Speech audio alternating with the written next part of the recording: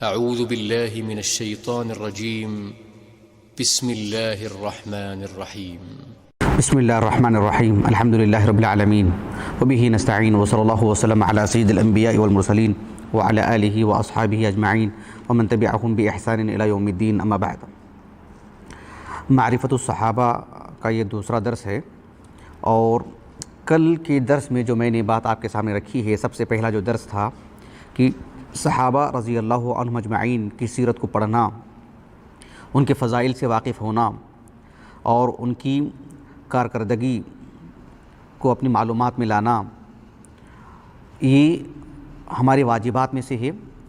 ہمارے اسلاف نے اس کو بطور موضوع پڑھنے پڑھانے سے متعلق جو سنجیدگی کا مظاہرہ کیا، اس کی کیا کیا صورتیں اور شکلیں تھیں، وہ میں نے آپ کے سامنے کل کے درس میں ذکر کیا ہے۔ مجھے ایک اسی سے جڑی ہوئی بات آپ کو بتانا ہے کہ آپ صلی اللہ علیہ وسلم کے صحابہ رضی اللہ عنہم اجمعین ان کی زندگی کو پڑھنا ہمارے لیے بے حد ضروری ہے۔ یہ اس لیے بھی کہ صحابہ رضی اللہ عنہم اجمعین سے ہمیں جو محبت ہونی چاہیے، وہ محبت ایک فطری جو ہوتی ہے، انسان کو ایک انسان بھا جاتا ہے، اچھا لگتا ہے۔ کسی کی گفتگو سے، کسی کی سیرت پڑھ کر کے، کسی کی خوبیوں سے، کسی کی چال چلن سے، کسی کے معاملات سے ایک فطری محبت ہو جاتی ہے۔ کبھی دور ہی سے کسی انسان کو کسی سے محبت اور لگاؤ ہو جاتا ہے، لیکن صحابہ کا معاملہ ایسا نہیں ہے۔ صحابہ کا معاملہ یقیناً ایک مسلمان کا بھی معاملہ ایسا نہیں ہے۔ ایک مسلمان کو بھی ایک شخص چاہتا ہے وہ اللہ کے لیے چاہے، فطری محبت کے ساتھ ساتھ۔ ایک شخص کو ایک ماں سے محبت ہوتی ہے فطری، لیکن بحیثیت ایک مسلمان ماں کی اس کی محبت میں ایک زائد چیز آتی ہے۔ تو بالکل ویسی صحابہ رضی اللہ عنہم اجمعین کی محبت ایک عبادت ہے، ایک وسیع معنی میں۔ تو صحابہ کی زندگی کو پڑھنے پڑھانا اس لیے بھی ضروری ہے کہ ہمارے دل میں ان کی محبت ہونی چاہیے۔ ان کی محبت کیسے آئے گی جب ہم کو ان کی معرفت نہیں ہے، ہم ان سے واقف نہیں ہیں۔ جیسے ہم کہتے ہیں کہ مجھے فلاں آدمی سے بہت محبت ہے، ٹھیک ہے، کیوں بتائیے، 1 2 3 کچھ باتیں بتائیے۔ نہیں، میں ان کو تو جانتا ہی نہیں ہوں، میں سرے سے ان سے واقف ہی نہیں ہوں، لیکن مجھے ہے بڑی محبت۔ تو عقلاء کے ہاں، اولو الالباب کے ہاں، دانش مند لوگوں کے ہاں اس بات کی کوئی حیثیت نہیں، کوئی وقعت نہیں۔ صحابہ کی جو محبت ہے اللہ تعالیٰ نے مسلمانوں کے دلوں میں ڈال رکھی ہے الحمدللہ۔ کوئی بھی مسلمان دیکھ لیجیے آپ، صحابہ سے متعلق اس کا جذبہ اور اس کی گرم جوشی الگ ہوتی ہے، لیکن علمی اعتبار سے محبت اسی وقت آتی ہے جب آپ علمی اعتبار سے ان سے واقف ہوں، یہ ضروری ہے۔ بہرحال صحابہ رضی اللہ عنہم اجمعین سے محبت بھی بہت اہم چیز ہے۔ ان کی معرفت ایک بڑا حصہ ہے ان کی محبت دل میں آنے کے لیے۔ میں آپ کو ایک حدیث سناتا ہوں جسے امام بخاری رحمہ اللہ نے اپنی الجامع الصحیح کی کتاب المناقب، کتاب فضائل الصحابہ، یعنی میں اس کی بات کر رہا ہوں، کتاب صحیح بخاری کی۔ صحیح بخاری میں کتاب فضائل اصحاب النبی صلی اللہ علیہ وسلم جو کتاب ہے، اس میں عمر بن الخطاب رضی اللہ عنہ سے کی جو فضائل ہیں، جو ان کے جو مناقب ہیں، اس ضمن میں اس حدیث کو لائے ہیں۔ انس بن مالک رضی اللہ عنہ کہتے ہیں کہ رسول اللہ صلی اللہ علیہ وسلم کے پاس ایک شخص آئے، اس میں ایسے الفاظ آتے ہیں کہ ان رجلا سأل النبی صلی اللہ علیہ وسلم، ایک شخص نے رسول اللہ صلی اللہ علیہ وسلم سے سوال کیا۔ ان رجلا، وہ شخص کون ہے؟ حافظ ابن حجر رحمہ اللہ نے اچھی خاصی طویل بحث کی ہے اس سلسلے میں، اور بہت دلچسپ ہے الحمدللہ۔ تو نتیجہ یہ ہے کہ یہ اعرابی وہی اعرابی ہیں، ان رجلا ہے نا، وہ شخص ایک اعرابی ہیں، ایک دیہاتی شخص ہے وہ، اور یہ وہی شخص ہیں جو ہم عام طور پر احادیث میں پڑھتے ہیں نا، کہ ایک اعرابی مسجد میں آئے اور آ کر کے جو ہے طہارت کر دی، انہوں نے پیشاب کر دیا تھا، اور اللہ کے رسول نے پانی بہانے کا حکم دیا نا۔ تو وہ جو اعرابی ہیں یہ وہی اعرابی ہیں، سبحان اللہ، سمجھ رہے ہیں آپ؟ انہوں نے ہی اللہ کے رسول سے یہ سوال کیا تھا صلی اللہ علیہ وسلم۔ سوال کس سے متعلق تھا؟ قیامت سے متعلق، کہ متی الساعہ، قیامت کب آئے گی؟ آپ صلی اللہ علیہ وسلم نے ان کی یہ جو دلچسپیاں تھیں کہ قیامت کب آئے گی، ایک صحیح رخ دیا اللہ کے رسول نے کہ قیامت جب آئے گی آپ اس کے لیے کیا تیاری کی ہے؟ ماذا اعددت لها، کہ آپ نے اس کے لیے کیا تیار کر کے رکھا ہے؟ یہ جو دیہات کے جو لوگ ہوتے ہیں، خاص کر ہم احادیث میں جو پڑھتے ہیں، ہم شہری لوگ ہیں تو جلدی نہیں سمجھ پاتے ان سب چیزوں کو. تو احادیث میں جو ہم پڑھتے ہیں کہ ایک دیہاتی آئے تو ان کے مزاج سے، ان کے ماحول سے ہم جتنے واقف ہوں گے تو پھر یہ سب جو لطیف باتیں ہیں وہ سمجھنے میں بڑی مدد ملتی ہیں. تو ان کا مزاج کیا ہوتا ہے، اس کے کیا فوائد ہوتے ہیں، اور کچھ نقصان بھی ہوتے ہیں تو کیا نقصان ہوتے ہیں وغیرہ وغیرہ. تو جب اللہ کے رسول نے ان سے پوچھا کہ کیا تیاری کی آپ نے، تو انہوں نے صاف لفظوں میں کہہ دیا کہ لا شیء، میرے پاس کچھ نہیں، الا انی احب اللہ ورسولہ، میں بس اللہ اس کے رسول سے محبت کرتا ہوں، میرے دل میں جو چاہت ہے، محبت ہے بحیثیت دین اور ایمان کی بنیاد پر، وہ میرے پاس ہے. اللہ کے رسول نے کہا صلی اللہ علیہ وسلم انت مع من احببت، ایک اصول بتا دیا اللہ کے رسول نے، آپ جنت میں ان کے ساتھ ہوں گی جن سے آپ محبت کریں گے. محبت سے مراد یعنی الحب فی اللہ، اللہ کی خاطر جن سے آپ محبت کریں گے. ابو طالب کی محبت اللہ کے رسول کے لیے تھی نہیں تھی، لیکن وہ فی اللہ نہیں تھی، اللہ کی خاطر نہیں تھی، اللہ کے لیے نہیں تھی، اللہ کے دین کے لیے محبت نہیں تھی. وہ ایک چاچا اور بھتیجے کی محبت تھی، ایک خونی محبت تھی، خونی رشتے کی بنیاد پر محبت تھی، کہ بھی کسی کو سماجی زندگی کی بنیاد پر محبت ہوتی ہے، وہ محبت الگ ہے. تو یہ محبت کی جو بات کی گئی کہ انت مع من احببت. اب میرے موضوع سے متعلق بات کیا ہے؟ میرے موضوع سے متعلق بات یہ ہے کہ اس حدیث کے راوی کون ہیں؟ انس بن مالک رضی اللہ عنہ. وہ کہتے ہیں کہ اس بات کو جو ہم نے رسول اللہ سے سنا صلی اللہ علیہ وسلم کہ کہا کہ ما فرحنا بشیء فرحنا بقول النبی صلی اللہ علیہ وسلم، ہمیں کسی بھی بات سے اتنی خوشی نہیں ہوئی جتنی خوشی کہ اللہ کے رسول کی اس بات سے ہوئی کہ انت مع من احببت، آپ جنت میں ان کے ساتھ ہوں گے جن سے آپ اللہ کے لیے محبت کریں گے، جن سے آپ کا لگاؤ ہوگا آپ ان کے ساتھ جنت میں ہوں گے. اس بات سے ہمیں خوشی ہوئی. اچھا خوشی، اب اس بنیاد پر انس بن مالک کہتے ہیں رضی اللہ عنہ فانا احب النبی صلی اللہ علیہ وسلم وابا بکر وعمر وارجو ان اکون معهم بحبی ایاہم، میں اللہ کے رسول سے محبت کرتا ہوں، ابو بکر سے، عمر سے، ان کا مقام دیکھیں آپ، وابا بکر وعمر، میں ابو بکر اور عمر سے محبت کرتا ہوں اور مجھے قوی امید ہے، وارجو ان اکون معهم، میں جنت میں ان کے ساتھ ہو جاؤں گا. کیوں؟ بحبی ایاہم، ان کے تئیں میری محبت کی وجہ سے. وَإِن لَمْ أَعْمَلْ بِمِثْلِ أَعْمَالِهِمْ، بھلے ہی اللہ کے رسول، ابو بکر اور عمر، ان کے جو اعمال ہیں، ان کا جو تقویٰ ہے، ان کی جو طہارت ہے، ان کا جو اخلاص ہے، ان کا جو اللہ سے تعلق اور لگاؤ ہے، اور ان کے جو اعمال صالحہ ہیں، وہ تو میں انجام نہیں دے پاؤں گا، شاید میرے پاس وہ نہیں ہے، لیکن میری جو محبت ہے نا تو میں ان کے ساتھ رہوں گا جنت میں. بات واضح ہوئی آپ کو؟ تو ہمیں صحابہ سے محبت کیسے ہوگی؟ ایک ہے عمومی محبت، جب تک ہم ان کے فضائل سے واقف نہیں ہوں گے، ان کی قربانیوں سے واقف نہیں ہوں گے، ان کے کردار سے واقف نہیں ہوں گے، اللہ نے ان کی کیسے تعریف کی، اللہ کے رسول کو انہوں نے کیسے مدد کی، انہوں نے کیسے تعاون کیا، جب تک ان سب چیزوں سے واقف نہیں ہوں گے تو وہ پھر وہ محبت کیسے آئے گی؟ پھر کیسے ہم کہیں گے کہ مجھے ابو بکر سے محبت ہے، مجھے انس بن مالک سے محبت ہے، کیسے کہیں گے ہم؟ تو یہ چیز ہے. ایک اور حدیث آتی ہے جو متفق علیہ حدیث ہے، صحیح بخاری میں کتاب الادب میں، اور صحیح مسلم کی کتاب الجہاد والسیر میں، کتاب البر والصلہ میں. عبداللہ بن مسعود کہتے ہیں رضی اللہ عنہ کہ آپ صلی اللہ علیہ وسلم کے پاس ایک شخص آئے، اور وہ بھی اعرابی تھے، ایک دیہاتی تھے. ان کا جو نام ابن حجر نے بیان کیا ہے رضی اللہ عنہ، ان کا جو نام ہے صفوان ابن قدامہ رضی اللہ عنہ. وہ آئے اللہ کے رسول کے پاس صلی اللہ علیہ وسلم، اور آپ صلی اللہ علیہ وسلم سے کہا کہ اے اللہ کے رسول، کیف تقول فی رجل یحب قوما ولما یلحق بہم، آپ اس شخص کے بارے میں کیا کہیں گے جو شخص کے ایک ایسی قوم سے محبت کرتا ہے جن سے وہ جڑا نہیں ہے، جن سے ابھی اس کا تعلق نہیں ہوا ہے، وہ ان کے زمانے کا نہیں ہے یا ان کی جگہ کا نہیں ہے، ان کی صحبت میں نہیں رہا ہے زمانی اعتبار سے یا مکانی اعتبار سے. آپ صلی اللہ علیہ وسلم نے کہا المرء مع من احب،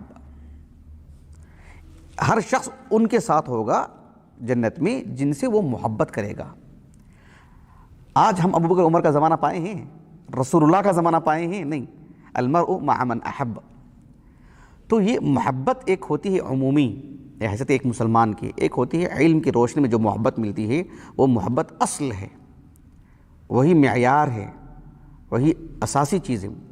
اسی لیے آپ دیکھو، میں نے کل ایک کتاب کا حوالہ دیا تھا، شرح اصول اعتقاد اہل السنہ والجماعہ، ابو القاسم ہبۃ اللہ ابن الحسن اللالکائی کی رحمہ اللہ، 418 ہجری سنہ وفات ہے ان کا۔ انہوں نے جو باب قائم کیا تھا کہ ان معرفت فضائل الصحابہ سنہ، سنہ، اس سلسلے میں انہوں نے جو آخری قول پیش کیا ہے امام لالکائی رحمہ اللہ نے، وہ ابو زرعہ الرازی کے حوالے سے۔ ابو زرعہ الرازی جانتے ہیں نا؟ ابو زرعہ الرازی عبید اللہ بن عبد الکریم الرازی، امام من الائمہ المشہورین، بہت بڑی شخصیت، 264 ہجری سنہ وفات ہے، بہت عظیم عالم دین۔ اب جانتے ہیں امام ذہبی نے کیا کہہ دیا ان کے بارے میں؟ مناقبہ تطول۔ ہم بولتے ہیں ان کے بارے میں کیا بتاؤں بھی، بہت ہے، کہا کہ جو ہے ان کی مناقب اتنے ہیں کہ جو ہے ہمارے پاس 3 جلدوں میں جو دکتوروں کا رسالہ ہے۔ تو ابو زرعہ الرازی رحمہ اللہ بہت عظیم علماء مرتبہ عالم دین۔ بہرحال صحیح بخاری میں ان کی روایت نہیں، صحیح مسلم کی روایت میں سے۔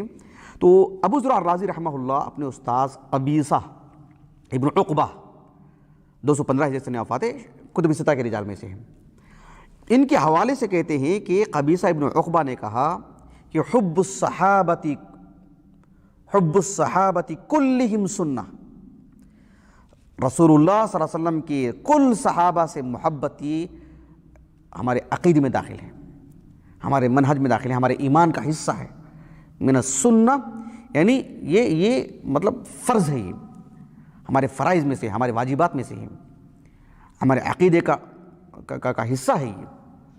بہرحال اس اعتبار سے بھی صحابہ کو پڑھنا چاہیے کہ اللہ کے رسول کا جو دین ہے نا، وہ دین ہم تک پہنچانے والے صحابہ ہیں۔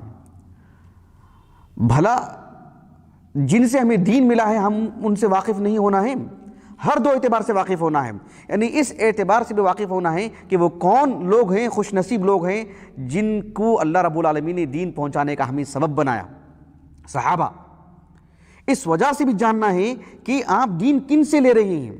صحابہ کی بات الگ ہے، الصحابۃ کلھم عدول، صحابہ کی عدالت پر ہم مستقل ایک موضوع کے تحت گفتگو کریں گے آگے انشاءاللہ۔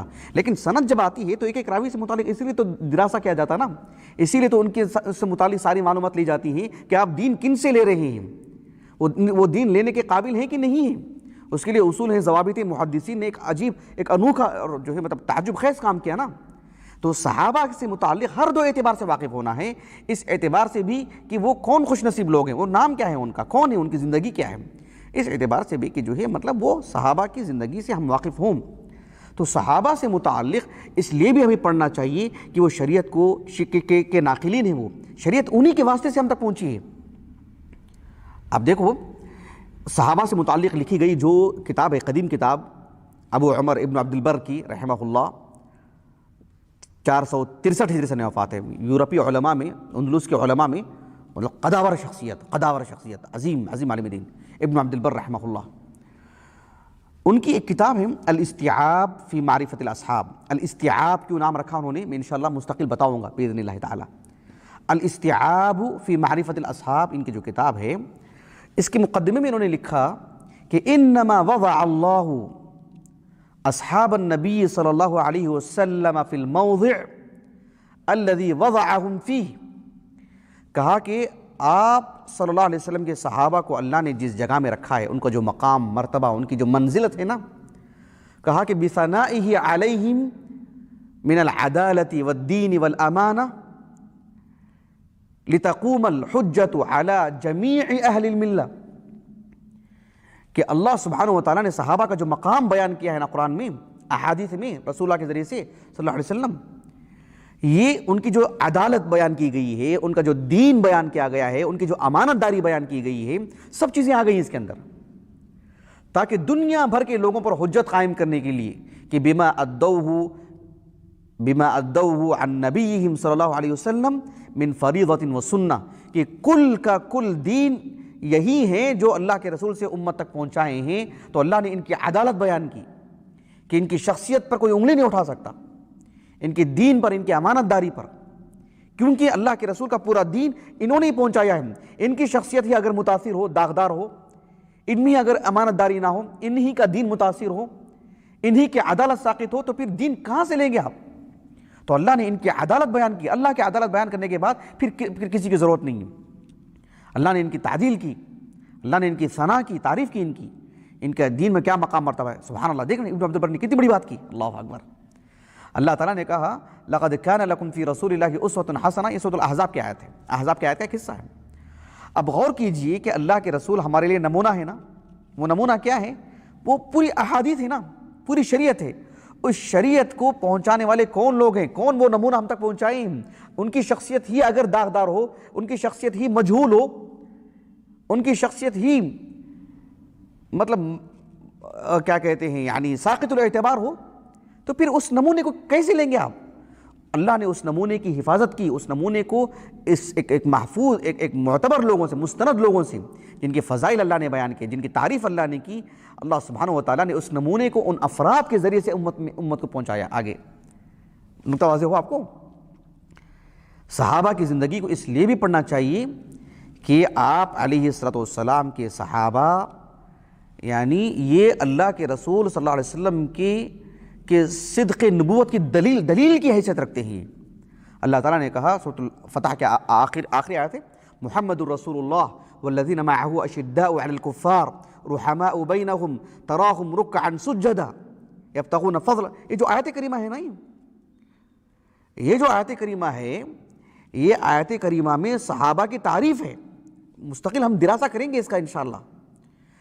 اس میں محمد الرسول اللہ کہہ کر کے جو صحابہ کے جو دین کی جو ظاہری علامتیں بتائی گئی اور ان کا اندرون بتایا گیا, اخلاص بتایا گیا, یبتغون فضلا من ربہم ورضوانا, تو یہ جو ان کا اخلاص اندرون اور ظاہر دونوں جو علامتیں ان کی بتائی گئی ہیں, یعنی یہ جماعت ہی ایسی ہو تو ان کے مربی کیسے ہوں گے؟ اللہ کے رسول کے صدق نبوت کی دلیل ہے جماعت. ایک اثر میں سنا کے اپنی بات کو ختم کرتا ہوں آج کے اعتبار سے, کہ صحیح مسلم کہہ رہا ہوں, مسند احمد میں عبداللہ بن مسعود رضی اللہ عنہ کا ایک اثر ملتا ہے. یہ موقوف روایت ہے, عبداللہ بن مسعود رضی اللہ عنہ کا اثر ہے یہ, اس لیے کہ اس میں ایک ایسا قول بھی آ رہا ہے, وہ قول غلط نہیں ہے. اس قول کو اس سیاق سے سمجھیں گے تو وہ قول بالکل درست ہے, لیکن اس قول کو لے کر کے الگ مطالب بھی لیے جاتے ہیں. شیخ البانی رحمہ اللہ نے سلسلۃ الاحادیث الضعیفہ میں اس روایت کے موقوف ہونے کو بتا کر کے اس روایت کا آخری جو جملہ ہے, اس جملے کا کیسا غلط استعمال ہوتا ہے اس کی نشاندہی آپ نے کی ہے. وہ ہمارے موضوع میں داخل نہیں ہے, لیکن ہمارے موضوع میں جو داخل ہے وہ کیا, مسند احمد کی جو روایت ہے جس کی اسناد حسن درجے کی ہے. عبداللہ بن مسعود رضی اللہ عنہ کہتے ہیں کہ ان اللہ نظر علی قلوب العباد فوجد قلب محمد صلی اللہ علیہ وسلم خیر قلوب العباد. اللہ نے بندوں کے دلوں پر ایک نظر ڈالی, کما یلیق لشأنہ, اور سب سے بہترین دل محمد کا دل پایا اللہ تعالیٰ نے صلی اللہ علیہ وسلم. فاصطفاہ لنفسہ, اللہ نے ان کو اپنے لیے چن لیا محمد کو. فابتعثہ برسالتہ, اور اپنی رسالت دے کر کے بھیج دیا اللہ نے ان کو. ثم نظر الى قلوب العباد فوجد قلوب محمد صلی اللہ علیہ وسلم خیر قلوب العباد. پھر اللہ نے ایک اور نظر ڈالی تو پوری کائنات میں یہ جو افراد ہیں جن کو اللہ نے بطور صحابہ کے انتخاب کیا اللہ کے رسول کے لیے, ان کے دل سب سے بہترین دل تھے. فجعلہم وزراء نبی, اللہ تعالیٰ نے اپنے نبی کے وزراء کے طور پر ان کا انتخاب کیا ہے. یہ عبداللہ بن مسعود کا قول ہے. لیکن جو آخری قول ہے کہ فمن رآہ المسلمون حسنا فما رآہ المسلمون حسنا فهو حسن عند اللہ, یہ جو بات غلط نہیں ہے, صدیق اکبر کے خلافت سے جڑی ہوئی چیز ہے, وہ ہمارے موضوع سے خارج ہے. لیکن جن کو دلچسپی ہوگی وہ سلسلۃ الاحادیث الضعیفہ میں شیخ البانی کا تفصیلی کلام ہے. المجلد تو میرے ذہن میں نہیں ہے کس مجلد میں آپ نے گفتگو کی ہے, واللہ عالم, ذہن میں بات نہیں آ رہی. تو بہرحال یہ صحابہ کو پڑھنے کی اہمیت میں نے آپ کو بتائی کہ صحابہ کو جاننا کتنا ضروری ہے. انشاءاللہ اس کے بعد صحابہ سے متعلقات جو امور ہیں اس کو ہم ایک ایک کر کے تفصیل سے پڑھیں گے انشاءاللہ, ایک مسئلہ لے کر کے. پھر انشاءاللہ ایک وقت آئے گا جب ہم صحابہ کی سیرت کو لے کر کے پڑھیں گے. اللہ تعالیٰ ہمیں نیک کی توفیق عطا فرمائے, اللہ برکت عطا کرے, اللہ سبحانہ و تعالیٰ اخلاص دے اور صحابہ جیسا ایمان دے. اللہ تعالیٰ ہماری ان مجلسوں کو ہمارے اساتذہ, والدین, ہمارے کل معاونین, مشاہدین, ہمارے اہل خانہ کے لیے, ہمارے لیے ذخیرہ آخرت بنائیں. اور شیخ شعیب اور شیخ جو عمرو بن الیاس جن کا تعاون ہے ریکارڈنگ میں، اس کی پوری اس کے رکھنے کرنے میں، اللہ تعالیٰ ان کے لیے ذخیرہ آخرت بنائے۔ سبحانک اللہم و بحمدک، اشہد ان لا الہ الا انت، استغفرک و اتوب الیک۔